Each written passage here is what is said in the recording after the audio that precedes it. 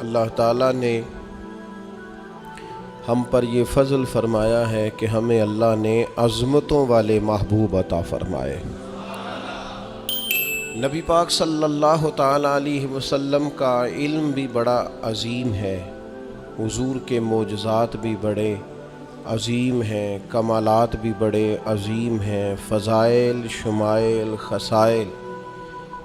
حضور کو اللہ تعالیٰ نے جس زاویے، جس سمت سے عطا فرمایا ہے تو عظیم ہی بنایا ہے، لیکن قرآن مجید میں ارشاد فرمایا کہ وَإِنَّكَ لَعَلَىٰ خُلُقٍ عَظِيمٍ، محبوب بے شک آپ کے اخلاق بھی بڑے ہی عظیم ہیں، آپ عظیم خلق پر ہیں، عظیم اخلاق کے مالک ہیں۔ ایک ہوتی ہے خلق، ایک ہوتا ہے خلق۔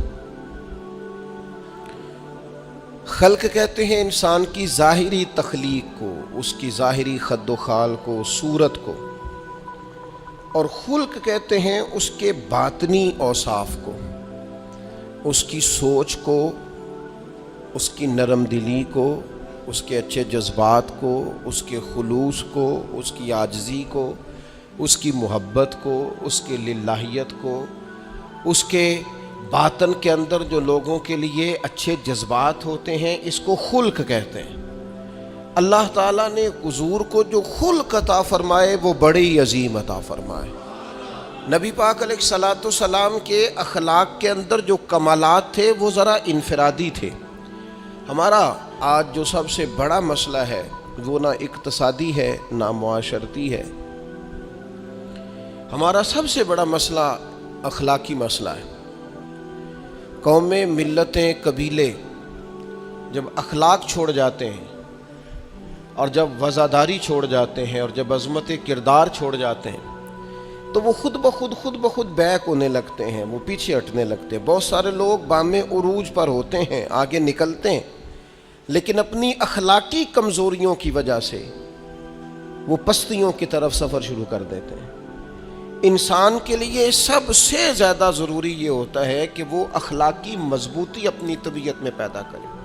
بہت سارے دوست لوگوں سے پیار کرتے ہیں، لیکن بعد میں جب وہ ان کا اخلاقی رویہ دیکھتے ہیں تو خود بخود پیچھے ہٹ جاتے ہیں۔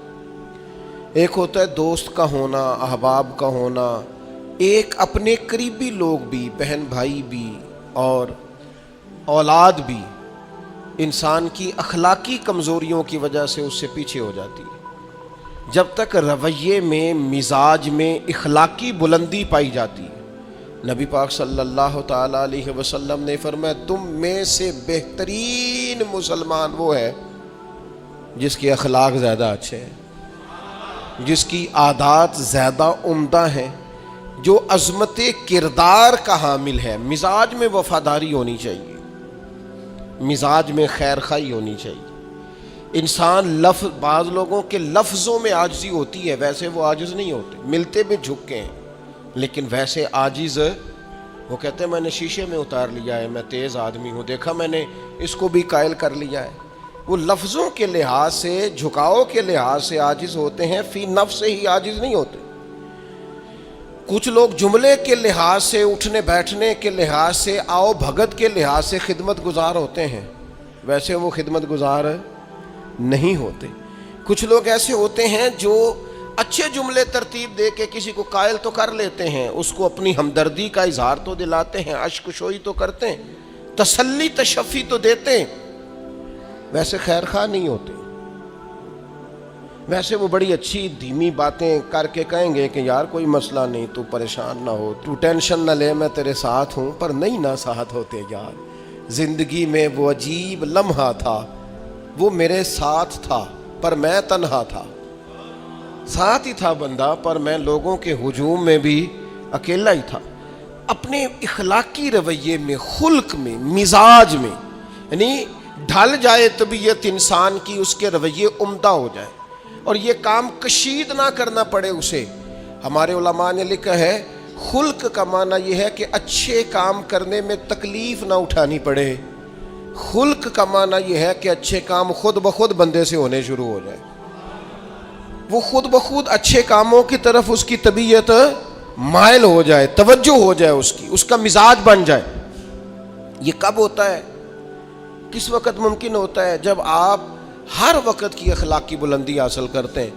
نبی پاک صلی اللہ تعالی علیہ وآلہ وسلم کا ایک طریقہ تھا کہ حضور کے مزاج میں اخلاق. بعض لوگ ایسے ہوتے ہیں جو بعض اوقات ایسی حرکت کرتے ہیں، ہوتے ہیں لوگ جو ایسی حرکت کرتے ہیں کہ سخت رد عمل کی ضرورت ہوتی.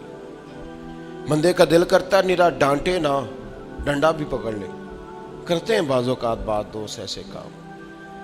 اور پھر ایک اور بڑا خطرناک رویہ ہوتا ہے. آپ کو پتہ ہے اسلام نے سب سے زیادہ ناپسند کسے کیا؟ غیبت کو. آپ کسی کے خلاف، کسی کے قبیلے گھر کے خلاف کسی کونے میں کھڑے ہو کے بات کریں، پہنچانے والے پہنچا دیتے ہیں. جو مزے لے کے سنتا ہے وہ مزے لے کے پہنچاتا بھی ہے. یہ پکی بات ہے. جس نے آپ کو ٹائم دیا نا سننے کا، وہ باز نہیں آئے گا، وہ پہنچائے گا بھی. آپ کی اخلاقی کمزوری نظر آ جائے گی، واضح ہو جائے گی. آپ سامنے والے، اچھا کچھ لوگ وزادار ہوتے ہیں، انہیں پتہ چل جاتا ہے بندہ ٹھیک نہیں، لیکن پھر بھی وہ قبول کریں تو اس کا مطلب ہے وہ بندہ اعلیٰ ظرف ہے جس نے رکھا ہوا ہے. تو یہ سمجھتے میں چلاک ہوں، میں اپنی تیزی کے ساتھ گزارا کر رہا ہوں. وہ اعلیٰ ظرف ہے جس نے اتنا کچھ پتہ ہونے کے باوجود بھی تیرے لیے کوئی لفظ، وہ بندہ با اخلاق ہے، با مروت ہے، وزادار ہے، وفادار ہے. تو میرے عزیز، نبی پاک علیہ الصلوۃ والسلام نے ان اخلاق کی طرف ہماری توجہ دلائی ہے جن میں لوگ بچتے نہیں کہ یہ کام میں نے نہیں کرنا، مجھے کیا لگے، میرا کیا لینا دینا. مثلاً ایک تاجر تھا حضور کے زمانہ نور میں، وہ پھلوں کی تجارت کرتا تھا، مشکات شریف میں موجود ہے. کسی وجہ سے اسے نقصان ہو گیا. تو انسان جب تجارتیں کرتا ہے، زندگی گزارتا ہے، تو جہاں اسے نفع ملتے ہیں وہاں کہیں کہیں اسے خسارے بھی ملتے ہیں. تو الگ بات ہے کہ ہم صرف نفعوں کے قائل ہوتے ہیں، خساروں کے قائل ہی نہیں ہوتے. وہ تاجر تھے، پھلوں کے تاجر تھے، بڑی اچھی تجارت کرتے تھے، کسی وجہ سے نقصان ہو گیا. اب وہ حضور کی بارگاہ میں آئے. ہمارے ہاں یہ ہوتا ہے کہ لوگ کہتے ہیں میرا کیا لینا دینا، بلکہ اگر کوئی بندہ اس طرح کا مسئلہ حل بھی کرا رہا ہو تو کہنے حضرت صاحب تو آڈا نہیں ہے کام. اس تاجر نے اس بارگاہ میں آ کے کہا جہاں جو آ جاتا ہے ہمیشہ بامراد ہی جایا کرتا ہے.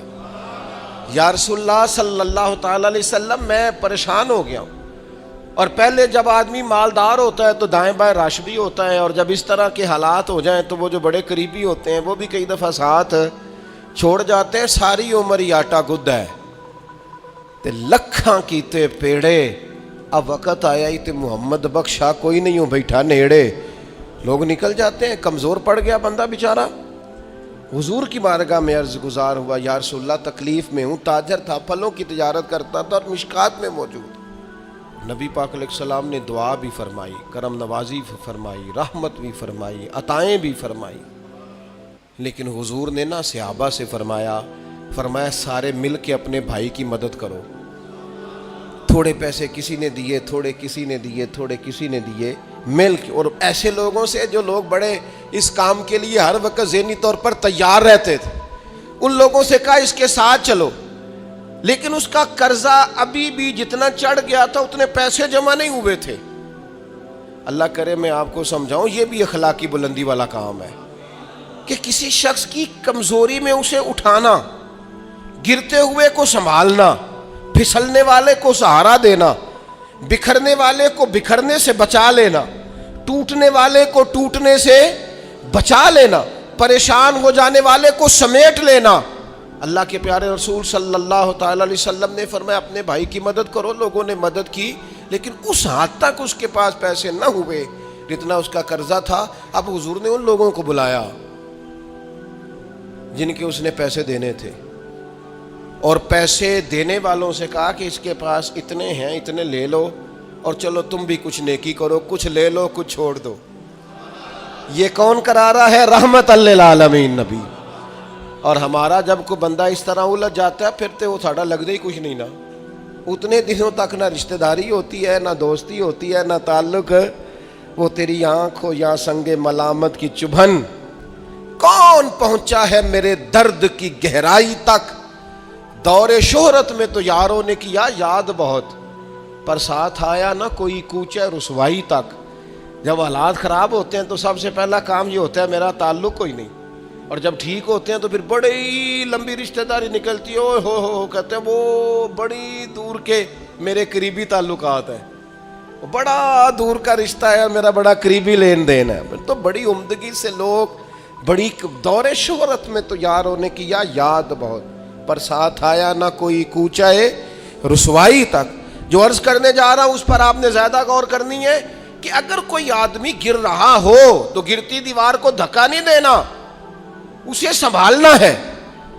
اس شخص کو وہ یار حالات ہو جاتے ہیں اوپر نیچے، انسان کمزور پڑ جاتے ہیں. راہ چلتے چلتے کئی دفعہ گاڑی کا صرف پیٹرول ہی ختم نہیں ہوتا، جو مفت میں پانی ملتا ہے کئی جگہوں پہ وہ بھی ختم ہو جاتا ہے، اور قریب قریب اس کی بھی کوئی شناخت نہیں ہوتی. کئی دفعہ صرف اور صرف پیٹرول کا مسئلہ ہی نہیں ہوتا، وہ جو 20 روپے میں ہوا ٹائر میں بھری جاتی ہے کئی جگہوں پہ وہ بھی نہیں ملتی. تو تسلی کے لیے اخلاقی رویہ یہ ہونا چاہیے کہ اگر کوئی بندہ کہیں کمزور پڑ رہا ہے، گر رہا ہے، تو اس کی اس کمزوری پر اسے تھاما جائے، اس کی حوصلہ افزائی کی جائے، تسلی دی جائے. لیکن ہمارا یہ ماحول نہیں ہوتا. میں اکثر کہتا ہوں دوستوں سے کہ جو آدمی اپنے گھر کی تیسری منزل شروع کرتا ہے نا، تیسرا لینٹر ڈالتا ہے، اسے سارے جا کے انہیں پائیا کو کم ہو جاتے دسی بھئی ہونے کیوں دسنا ہے، مالدار آدمی ہے تیسرا لینٹر ڈال رہا ہے. لیکن وہ بیچارہ غریب آدمی جو بالے ڈال رہا ہے اور لکڑی کی چھت ڈال رہا ہے، وہ اگر کسی سے جا کے کہتا ہے نا تھوڑی امداد کرا دے میرا کام رک گیا، تو کہتے ہیں آپ نے پہلے بتانا تھا. اب تو نہیں نا، مطلب وہ تو بڑی پرانی بات تھی، وہ تو میں نے بانٹ دیا، رمضان میں بڑا کر دیا، فلانی جگہ بڑا. یہ لہجہ درست، یہ اخلاقی رویہ نہیں. درد دل اور چیز کا نام ہے، خیر خائی اور چیز کا نام ہے. وہ کسی نے کہا تھا کہ پلا کر گرانا تو سب کو آتا ہے، مزہ تو تب ہے کہ گرتوں کو تھام لے ساکی. کوئی گر رہا ہو اس کا بازو پکڑنا، اس میں مزہ ہے، اس میں لطافت ہے، اس میں حسن ہے. اور ایک دوسرا اخلاقی رویہ جس کی بہت زیادہ ضرورت ہے، جو ہمارے زیادہ ساتھ ہوتے ہیں نا، غلطیاں بھی انہوں نے ہی کرنی ہوتی ہیں. جو آپ کے ساتھ نہیں انہیں آپ کو معاف بھی نہیں کرنا پڑتا. معاف کسے کرنا پڑتا ہے؟ جو اپنے معاف کسے کرنا پڑتا ہے؟ اپنے خادم کو. اگر آپ آفیسر ہیں تو اپنے ملازم کو. معاف کسے کرنا پڑتا ہے؟ اپنے بہن بھائیوں کو، رشتہ داروں کو، اہل خانہ کو. معاف کسے کرنا پڑتا ہے؟ اپنے شاگردوں کو، ارادت مندوں کو، دوست احباب کو. اپنوں کو معاف کرنا ہوتا ہے. کسی کے ساتھ آپ کا کئی دفعہ دوست آ جاتے ہیں، میں عمرے پہ جا رہا ہوں، کوئی غلطی ہوئی تو معاف کر دینا. تو میں کہتا ہوں مجھ سے آپ کیا معافی مانگیں گے، آپ ادب سے مل کے چلے جاتے ہیں. جن کے ساتھ آپ کا اٹھنا بیٹھنا ہے ان سے معافی مانگیں. جو زیادہ قریب رہیں گے غلطیاں بھی تو وہی کریں گے نا، جو روز مانتے ہیں، کسی وقت سستی بھی دکھاتے ہیں. تو معاف تو کرنا ہوتا ہے اپنوں کو. ایک خاص بات کروں آپ سے، بیٹیوں کو معاف نہیں کرنا پڑتا، معاف بہو کو کرنا پڑتا ہے. کر کے تو دیکھو نا یار. ایک معیار ہے بیٹی کے لیے، وہ بیاہ کے کسی جگہ گئی ہے، اس کی شکایت آئی ہے، تو ہمارا جواب یہ ہے کہ ابھی بچی ہے، سیکھتے سیکھتے سیکھ جائے گی. یہ جواب بنائیں بہو کے لیے. اگر وہ غلطی کرے، اس کی ساس شکایت کرے، اس کا خاوند شکایت کرے، تو یہ بہو کے لیے بولیں کہ ابھی بچی ہے، سیکھتے سیکھتے. یہ بہو کے لیے بات کریں کہ بچی ہے، سیکھتے سیکھتے.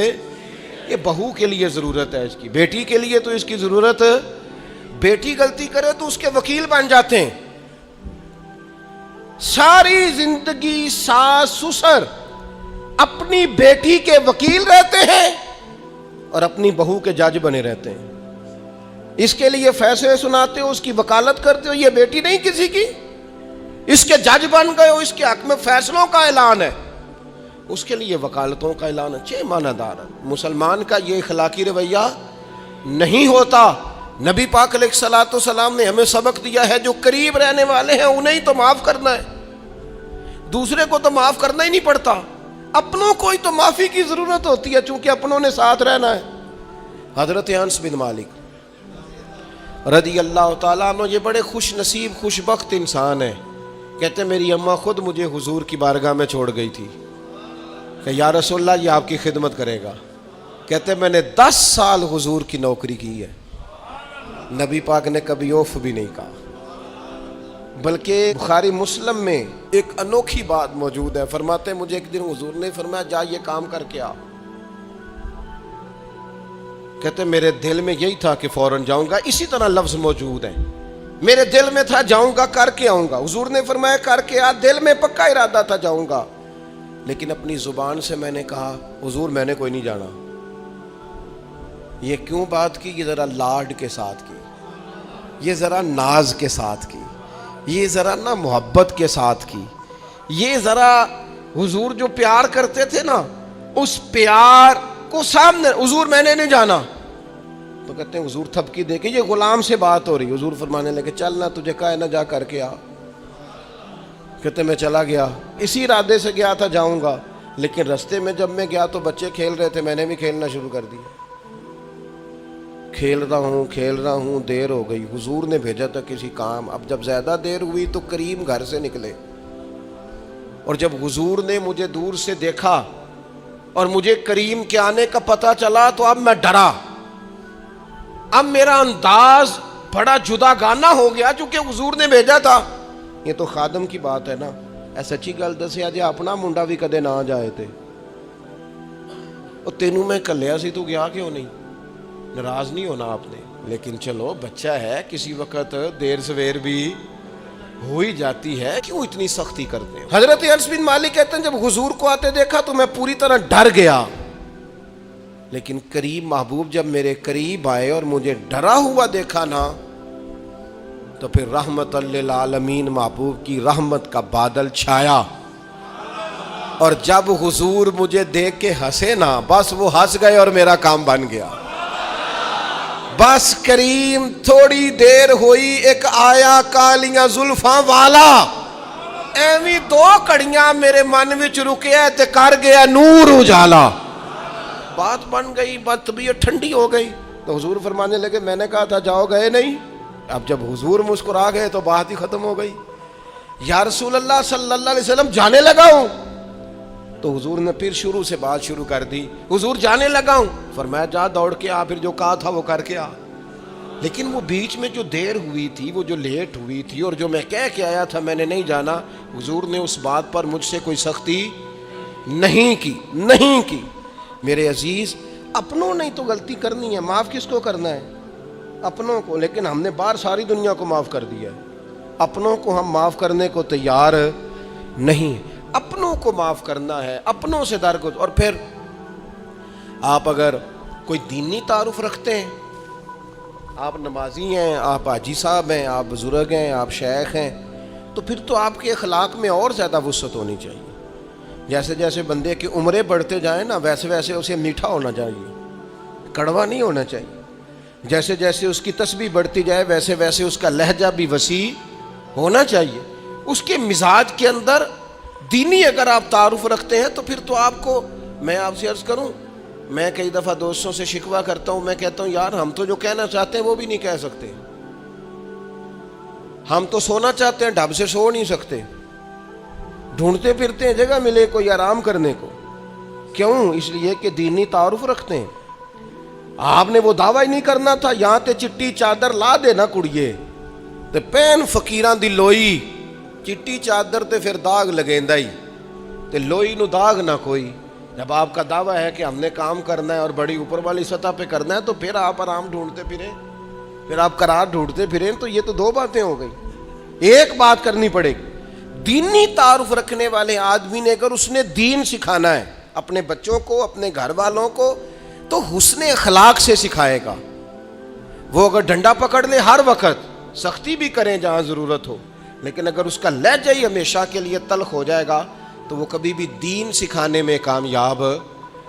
انسان بہت سارے دینی غلطیاں کرتے ہیں. میں بہت سارے لوگوں کو دیکھتا ہوں وہ اس طرح تنقید کر رہے ہوتے ہیں جیسے انہوں نے پہلے اسے پورا درس نظامی پڑھایا ہے, اصول پڑھائے ہیں, تو اب غلطی کر رہا ہے تو تنقید کر رہے ہیں. بھئی عام آدمی ہے, اس سے غلطی ہوگی. بڑی اہم بات بھی, بہت بڑا آدمی بنیادی بات سے بھی کسی وقت ناآشنا ہو سکتا ہے, لیکن آپ کے لہجے میں سختی ہے, آپ بات کرتے ہیں تو تلخ کرتے ہیں, آپ سے کوئی دینی کلام کیا جاتا ہے تو آپ سخت ہیں. دینی لوگوں کو چاہیے کہ وہ دین سکھائیں تو اس میں بہت زیادہ اخلاق کا خیال رکھیں.